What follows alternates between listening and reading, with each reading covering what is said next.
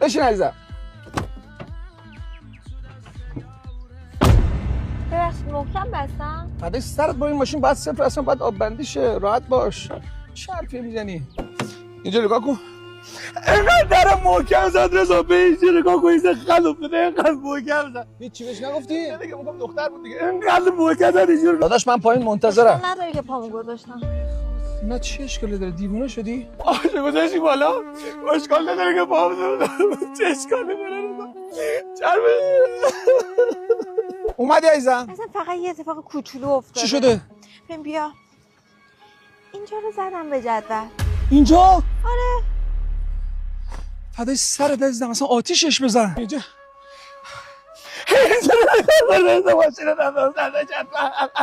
داره چی خوب؟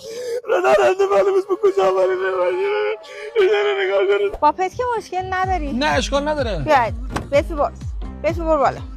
یا نگاه در با کن سگش اومدی بالا از گل آمده بود. نگاه باش سگش میجده.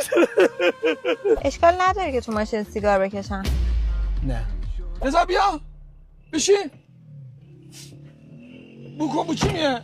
سیگار کشید تو ماشینم رضا بودش. آخ می سرمست و می دل مست و هوایی خلدار ما که تی تلو خرم با هوشیار زیاد فاصله دار ما به پیشگم نزنین حرف می دل بر نزنین حوصله نار ما که تی تلو